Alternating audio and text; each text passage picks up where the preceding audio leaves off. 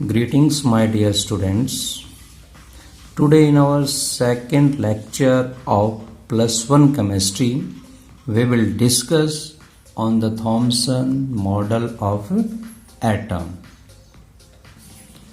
So, Thomson model of atom. This model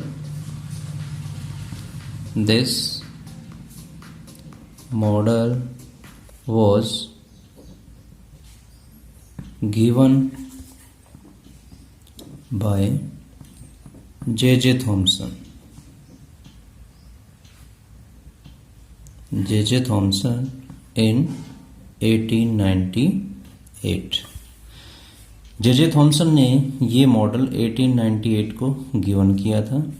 so according to this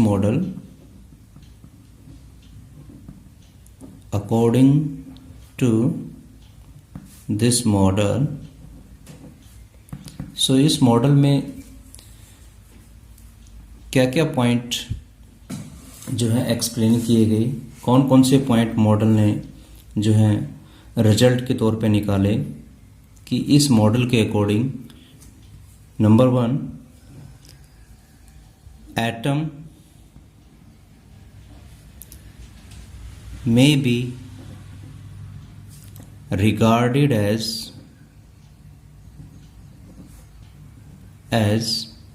positively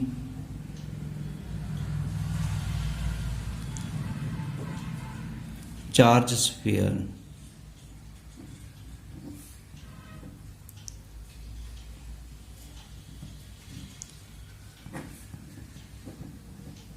Positively charged sphere in which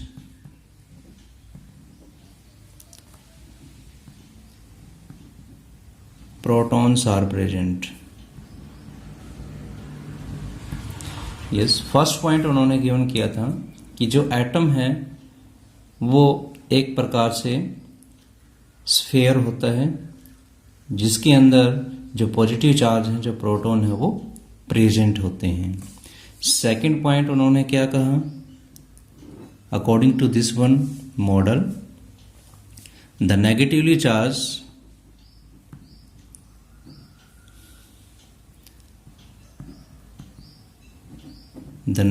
charge electron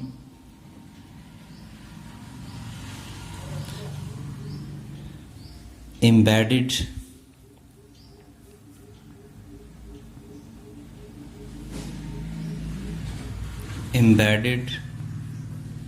in this sphere.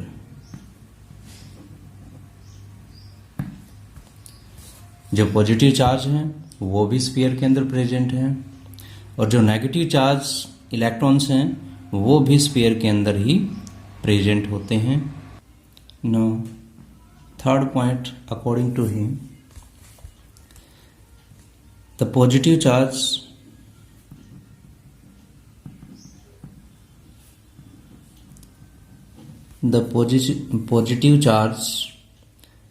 Due to proton, यानी proton पे positive charge होता है,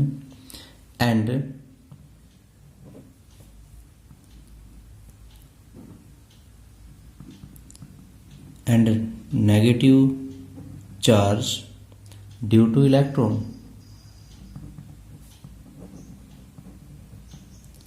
due to electrons balance each other,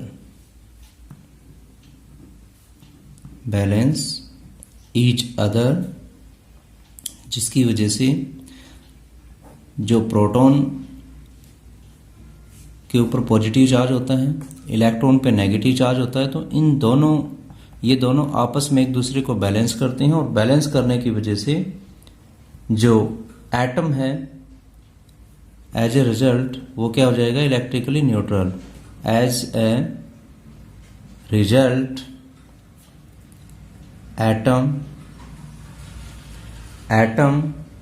as a whole is electrically neutral. Is electrically neutral, वो electrically neutral होता है। It means so ये कुछ एक पॉइंट थे, 3 पॉइंट थे मेन जो थॉमसन ने डिस्कस किए थे। थॉमसन ने जो है अपने मॉडल के अंदर जो है एक्सप्लेन किए थे, स्टेट किए थे। तो these are, number 1 is atom में be regarded as positive charge sphere in which proton are present.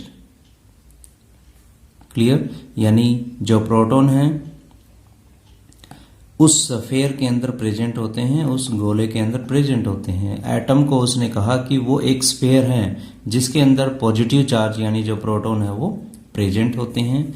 जो इलेक्ट्रॉन्स हैं वो भी उसी स्फीयर के अंदर एम्बेडेड होते हैं, पड़े होते हैं। बट थर्ड पॉइंट में डिस्कस किया गया कि जो नंबर ऑफ प्रोटॉन है, जो नंबर ऑफ इलेक्ट्रॉन्स हैं, वो दोनों एक दूसरे को बैलेंस करते हैं, जिसकी वजह से जो कंप्लीट एटम है वो इलेक्ट्रिकली न्यूट्रल हो जाता है। So, J.J. Thomson related this model.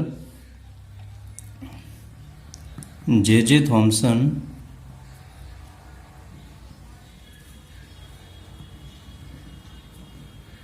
relate this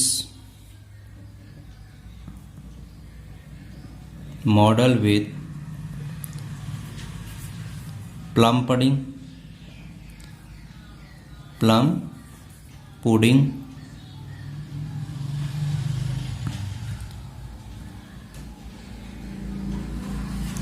resin pudding, plum pudding, resin pudding और वाटर मेलन।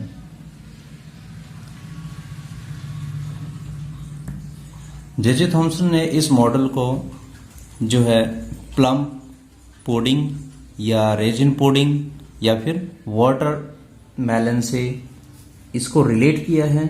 सो यहाँ पे see this one, it is a sphere.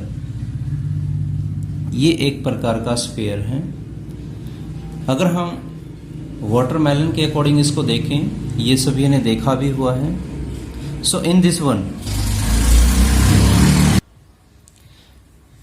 This one sphere के अंदर जो रेड पार्ट होता है, रेड पार्ट, वाटरमेलन में जो रेड पार्ट होता है, that one it is known as positive charge और प्रोटॉन। सो इस स्फीयर के अंदर जो कंप्लीट रेड पार्ट होता है, that one is the positive charge. It means proton which are present in this sphere. But इसके अंदर जो सीड प्रेजेंट होते हैं, जो सीड यहां पे प्रेजेंट होते हैं, these seed are the negative charge. It means electron. These seed act like a electron. Seed it means electron. So ये एग्जाम्पल जो है जे.जे. थॉमसन ने वाटरमेलन से इसको जो है रिलेट किया था कि जैसे वाटरमेलन के अंदर जो रेडिश पार्ट होता है, that is the proton, and जो seed embedded into this sphere known as the electrons, उसे हम इलेक्ट्रॉन कहते हैं। तो ये जे.जे. थॉमसन ने जो है प्रोटॉन और इलेक्ट्रॉन इन दोनों की अमाउंट को इक्वल बताया कि जो चार्ज प्रोटॉन के ऊपर होता है वही सेम उसके अपोजिट चार्ज इलेक्ट्रॉन के ऊपर होता है। इट मीन्स वो एक दूसरे को इलेक्ट्रिकली न्यूट्रल कर देते हैं और एक दूसरे को न्यूट्रल करने की वजह से ये कंप्लीटली जो एटम है वो इलेक्ट्रिकली न्यूट्रल हो जाता है। इट मीन्स इस कंप्लीट एटम के ऊपर किसी भी टाइप का कोई चार्ज नहीं होता है। It means no net charge on this atom. So it is the J J. Thomson model of atom. J J. Thomson ने 1898 में इसको एक्सप्लेन किया था, इसके बारे में बताया था। It means JJ. थॉमसन ने जो इस एटम्स ऑफ स्ट्रक्चर के बारे में, स्ट्रक्चर ऑफ एटम्स के बारे में जो पोस्टुलेट दिए, वो पोस्टुलेट कौन कौन से थे, वो पॉइंट कौन कौन से थे। एक तो वो कंप्लीटली स्फीयर होता है जिसमें पॉजिटिव चार्ज प्रेजेंट होता है। दूसरा, उस स्फीयर के अंदर जो इलेक्ट्रॉन है वो एम्बेडेड होते हैं। तीसरा पॉइंट कहा कि जो इलेक्ट्रॉन और प्रोटॉन है वो एक दूसरे को बैलेंस करते हैं, जिसकी वजह से atom as a whole is electrically neutral, जिसकी वजह से वो इलेक्ट्रिकली न्यूट्रल हो जाता है। एटम के ऊपर किसी टाइप का कोई चार्ज नहीं होता है। तो इस मॉडल को उसने जो है प्लम पुडिंग और रेजन पुडिंग या फिर वाटरमेलन से इसको डिस्कस किया है, उसको कंपेयर किया है। Clear? So it is the Thomson model of an atom. Now the limitation of this model.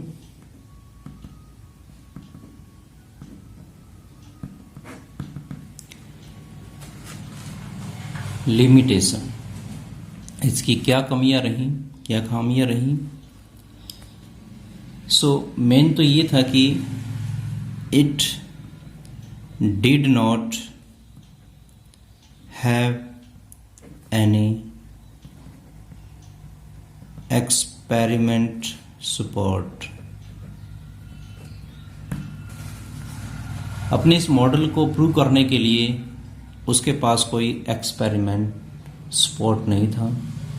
इस वजह से जो इसके को साइंटिस्ट थे, हिज को साइंटिस्ट ने इस मॉडल को रिजेक्ट कर दिया, क्योंकि उसके पास कोई एक्सपेरिमेंटल प्रूफ ही नहीं था इस मॉडल को एक्सप्लेन करने के लिए। लेकिन बाद में जैसे लेटर इसके बारे में स्टडी हुई, बाद में इसके पॉइंट को कि इसने कहा कि एटम इलेक्ट्रिकली न्यूट्रल होता है, वो क्लियर हो गई। इट मीन्स जो उसने कहा था कि atom as a whole electrically neutral, वो बात सामने निकल के आ गई। लेकिन उस टाइम पे जब इसने ये अपने मॉडल को पोस्टुलेट किया था, उसके पॉइंट को पोस्टुलेट किया था, अपने पॉइंट उसने पोस्टुलेट किए थे, उस दौरान उसके पास कोई एक्सपेरिमेंटल प्रूफ नहीं था। It is the first point. Second point क्या रहा कि it could not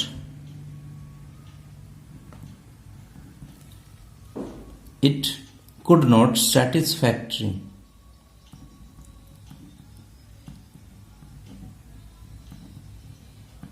it could not satisfactorily explain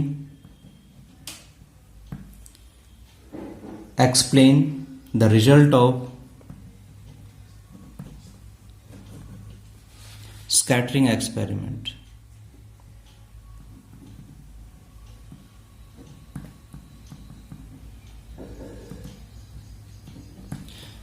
जो स्कैटरिंग एक्सपेरिमेंट है ये रदरफोर्ड ने गिवन किया था। तो वो इसके बाद में जैसे ही थॉमसन ने अपने मॉडल को गिवन किया था, उसके बाद जो है स्कैटरिंग एक्सपेरिमेंट किया रदरफोर्ड ने। तो उस जो स्कैटरिंग एक्सपेरिमेंट था उसको ये मॉडल अच्छी तरह से एक्सप्लेन नहीं कर सका। तो ये कुछ एक जो है लिमिटेशन थी। तो मेन लिमिटेशन तो ये थी कि उसके पास कोई एक्सपेरिमेंटल प्रूफ नहीं था कि वो अपने इन पॉइंट को क्लियरली शो करवा सके, सभी को क्लियरली प्रूव कर सके, yes these all point are the right. Okay, so it is the Thomson model of an atom. Second is Rutherford model of atom. तो रदरफोर्ड ने एटम के बारे में क्या डिस्कस किया, एटम के ऊपर उसने अल्फा पार्टिकल्स की स्कैटरिंग की और स्कैटरिंग करने के लिए उसने गोल्ड की फॉइल को यूज़ किया। सो इसके जो स्कैटरिंग एक्सपेरिमेंट है उसका क्या कंक्लूजन निकला, उसकी क्या ऑब्जर्वेशन थी। See here the observation of scattering experiment। जो स्कैटरिंग एक्सपेरिमेंट किया था उस स्कैटरिंग एक्सपेरिमेंट की क्या क्या ऑब्जर्वेशन रही। Number 1 point is most of the alpha particle,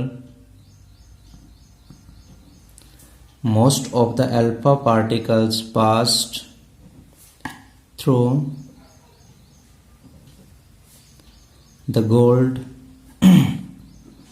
the gold foil undeflected। यानी कुछ ऐसे अल्फा पार्टिकल थे जब गोल्ड की फॉयल के ऊपर अल्फा पार्टिकल की बम्बार्डमेंट की तो वो अनडिफ्लेक्ट हुए, उसके अंदर से पास हो गए। सेकंड ऑब्जर्वेशन क्या थी जो उस एक्सपेरिमेंट से ऑब्जर्व हुई? A small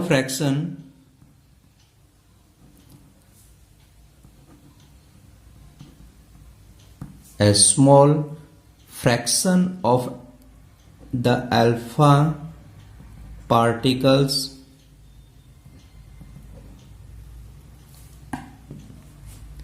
was deflected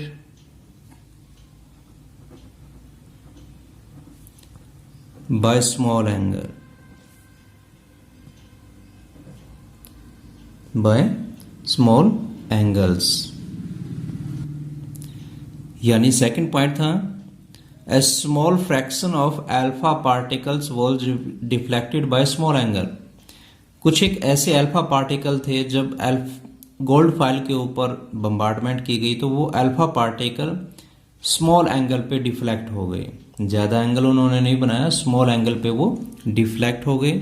third point क्या था? ए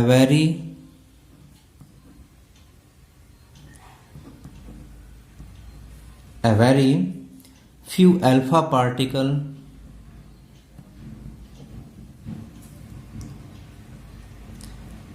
bounced back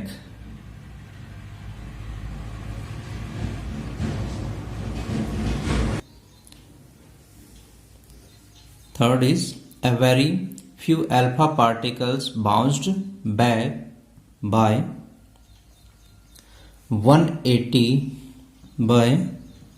180 एंगल। यानी उसमें से कुछ अल्फा पार्टिकल ऐसे थे जो सेम जिस पाथ से गए थे उसी पाथ से वो वापस आ गए, यानी वो बाउंस्ड बैक हो गए 180 एंगल पे।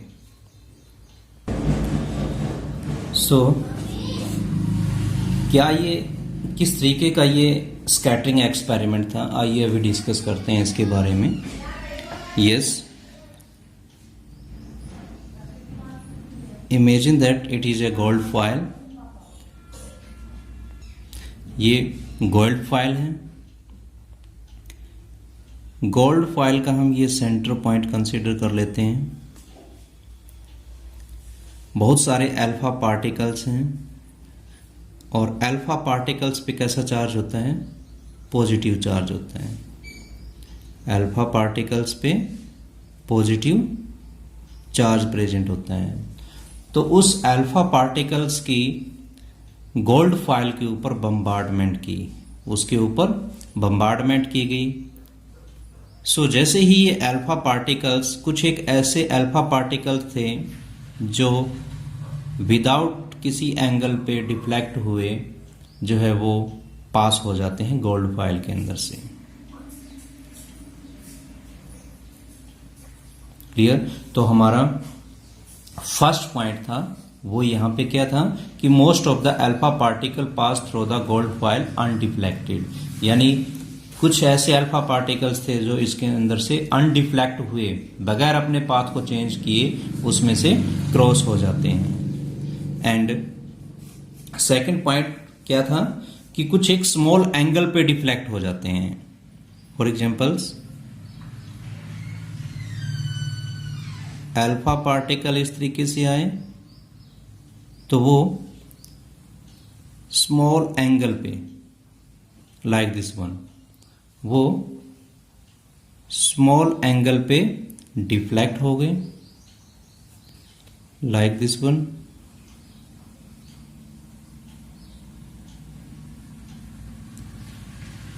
इट मीन्स कुछ ऐसे पार्टिकल्स थे जो स्मॉल एंगल पे डिफ्लेक्ट हो गए, तो यहाँ पे वो डिफ्लेक्ट हो गए। और थर्ड पॉइंट हमारा था कि कुछ ऐसे अल्फा पार्टिकल्स थे जो उसी सेम एंगल से डिफ्लेक्ट हो गए, बाउंस बैक हो गए। यानी यहां से तो वो कौन से थे, वो जो बिल्कुल इसके सेंटर से पास हुए थे, जो बिल्कुल ऐसे अल्फा पार्टिकल जो इस फॉयल के बिल्कुल सेंटर से पास हुए थे, सेंटर पे बम्बार्डमेंट की गई थी जिन अल्फा पार्टिकल्स की, तो वो उसी सेम एंगल से यानी 180 एंगल से वापस जो है बाउंस बैक हो गए।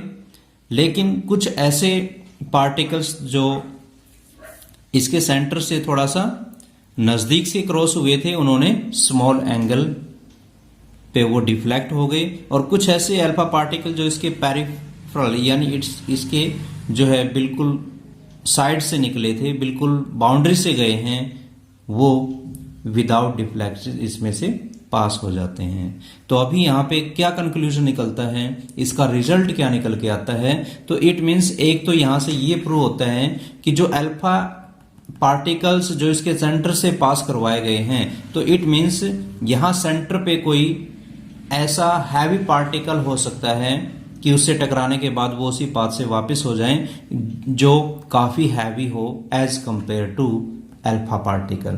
क्योंकि ये तभी पॉसिबल है, ये तभी पॉसिबल है अगर किसी के ऊपर ऑब्जेक्ट की जो है किसी दूसरे ऑब्जेक्ट के ऊपर हिट किया जाता है, तो वो जैसे बॉल को हम एक बॉल से हिट करते हैं, तो वो बॉल जो है वॉल से टकरा करके वापस हमारे पास आ जाती है। क्लियर? यदि एक बॉल को दूसरी बॉल के ऊपर हिट करेंगे तो वो इतनी ज्यादा हमारे पास नहीं आएगी। इट मीन्स वो डिपेंड करता है कि उसका मास कितना है। तो यहां से ये क्लियर होता है एक तो कि जो अल्फा पार्टिकल है इसका मास और जो इसके सेंटर में कोई ऑब्जेक्ट प्रेजेंट है इसका मास में डिफरेंस है, तभी तो वो उससे टकरा करके वापस आ गई। अदरवाइज वो उसके मास को पुश भी कर सकता था, वो उसमें से क्रॉस हो सकता था। तो यहाँ पे अल्फा पार्टिकल्स इस स्कैटरिंग एक्सपेरिमेंट से एक तो ये निकल के आती है कि इसके सेंटर में कोई हैवी मास है जो काफी लार्जर है as compare to alpha particle. दूसरा ये होता है कि जैसे हमें पता है कि सेम चार्ज एक दूसरे को रिपेल करते हैं और अपोजिट चार्ज एक दूसरे को अट्रैक्ट करते हैं, तो सेकंड वन इस एक्सपेरिमेंट से ये प्रूव होता है कि अल्फा पार्टिकल पे पॉजिटिव चार्ज है, तो इसका मतलब इसके सेंटर में भी पॉजिटिव चार्ज प्रेजेंट होगा। इसी वजह से पॉजिटिव पॉजिटिव चार्ज एक दूसरे को रिपेल कर देते हैं और वो वापिस आ जाएंगे। तो यहां से दो बातें हैं वो क्लियर होती हैं। क्लियर? सो बाकी यहां इसके कॉर्नर पे कोई भी किसी भी टाइप का कोई मास नहीं है, कोई इस टाइप की वो नहीं है, तो इट मीन्स यहां से वो निकल जाते हैं, क्रॉस हो जाते हैं। तो यहां से क्या प्रूव होता है, यहां से ये प्रूव होता है कि इसके कॉर्नर पे वैकेंट स्पेस होता है जिससे वो आसानी से इसके अंदर से क्रॉस हो जाते हैं। तो ये अल्फा जो है स्कैटरिंग एक्सपेरिमेंट था। तो इस एक्सपेरिमेंट का क्या क्या रिजल्ट निकला वो अब रिजल्ट हम कंसीडर करते हैं कि इस अल्फा स्कैटरिंग एक्सपेरिमेंट से जो है रदरफोर्ड ने क्या पॉइंट जो है स्टेट किए, उसने क्या रिजल्ट निकाला कि जो है यहाँ पे कौन सा एटम या कौन सा पार्टिकल या कौन सा सब एटॉमिक पार्टिकल यहाँ पे प्रेजेंट होगा। So comes to conclusion of scattering experiment. Conclusion of Rutherford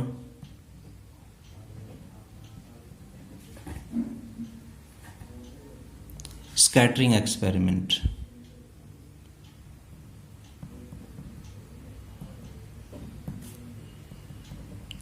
Scattering experiment. तो इस स्कैटरिंग एक्सपेरिमेंट का कंक्लूजन क्या निकला? So first conclusion is the positive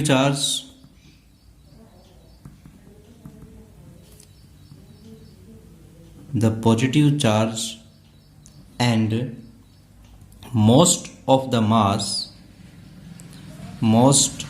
the mass of atom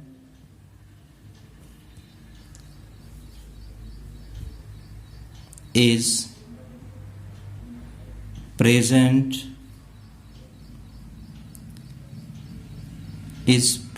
in center, is present in center, known as nucleus,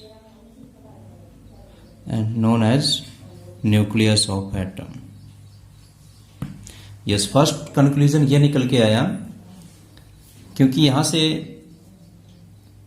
यहां पे alpha particle के ऊपर positive charge है, मींस यहां क्लियर हो गया कि इसके सेंटर में पॉजिटिव पार्टिकल हो सकता है।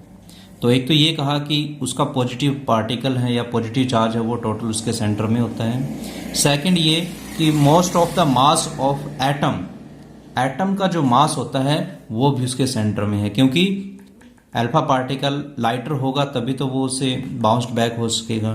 तो इट मीन्स यहाँ पे हैवी मास प्रेजेंट है। तो एक तो ये कि the positive charge and most of the mass of atom is present in centre, कि वो सेंटर में प्रेजेंट होता है, known as nucleus of atom, जिसे बाद में एटम का न्यूक्लियस कहा गया।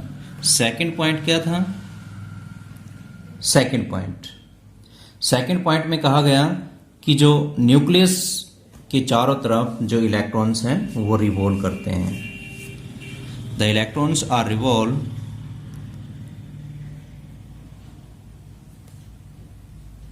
Revolving around the nucleus, in a circular path,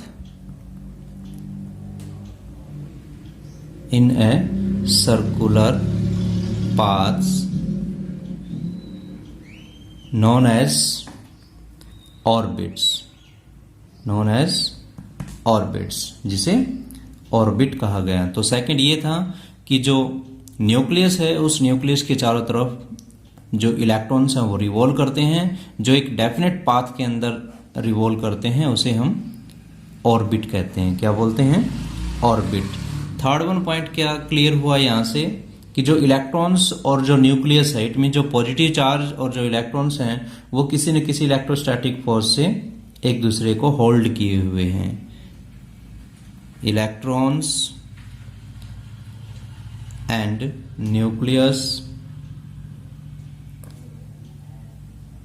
are held together by electrostatic force of attraction। तो ये कुछ एक पॉइंट थे, क्योंकि यहाँ पे ये पॉजिटिव चार्ज पार्टिकल हैं जो इसके कॉर्नर से निकल गए हैं। तो इट मीन्स इस न्यूक्लियस के चारों तरफ इलेक्ट्रॉन रिवॉल्व करते हैं जिनके ऊपर अपोजिट चार्ज होता है as compare to this alpha particles, जिसकी वजह से वो वहां से बाउंसिंग बैक नहीं होते, वो निकल जाते हैं। तो इट मीन्स यहाँ पे क्या हुआ? तो 3 पॉइंट्स थे। Comes to again conclusion of Rutherford scattering experiment. Number 1 क्या था कि पॉजिटिव चार्ज और most of the mass of atom present at the centre, एक तो सेंटर में प्रेजेंट होता है उसका टोटल मास और टोटल पॉजिटिव चार्ज। सेकंड क्या? Electrons are revolve around the nucleus in a circular path, कि जो इलेक्ट्रॉन्स है वो न्यूक्लियस के चारों तरफ एक सर्कुलर पाथ में जो है रिवॉल्व करेंगे, जिसे ऑर्बिट कहा गया है। थर्ड वन क्या था कि जो इलेक्ट्रॉन्स और जो न्यूक्लियस, इट मीन्स न्यूक्लियस के अंदर पॉजिटिव चार्ज होता है, इट मीन्स इलेक्ट्रॉन और जो पॉजिटिव चार्ज है या जो उसका न्यूक्लियस है वो एक दूसरे को होल्ड किए हुए हैं इलेक्ट्रोस्टैटिक फोर्स ऑफ अट्रैक्शन से, क्योंकि उन दोनों के ऊपर अपोजिट चार्ज होता है। तो ये कुछ एक पॉइंट थे जो रदरफोर्ड ने अपने अल्फा स्कैटरिंग एक्सपेरिमेंट से प्रूव किए थे। Now the limitation of Rutherford model of an atom. Limitation क्या रही?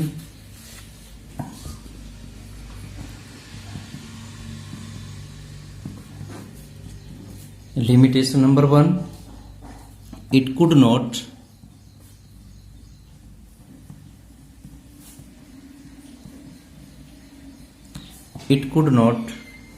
explain the stability of atom.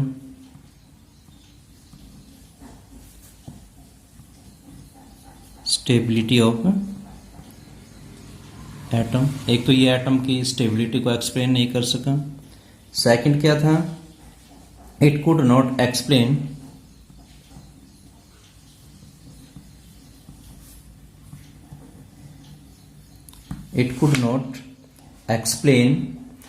as to how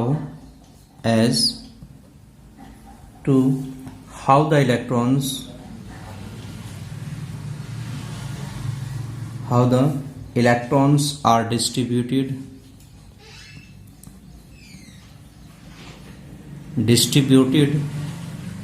in the extra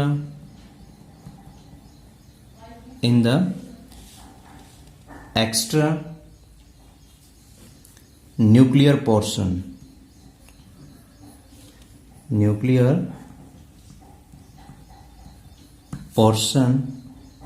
in an atom. It means जो Rutherford ने कहा था कि जो इलेक्ट्रॉन्स हैं वो न्यूक्लियस के अराउंड रिवॉल्व करते हैं, जिसे ऑर्बिट कहते हैं, लेकिन उन्होंने उनकी डिस्ट्रीब्यूशन को प्रॉपर वे से एक्सप्लेन नहीं किया।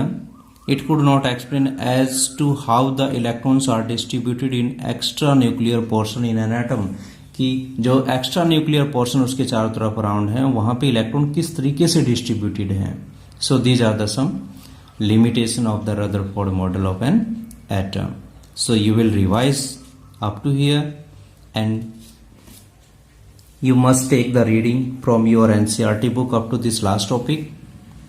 If you have any queries, any doubt, you can discuss with me. You can call. And don't forget to share, like or subscribe our YouTube channel. Thank you. Have a nice day.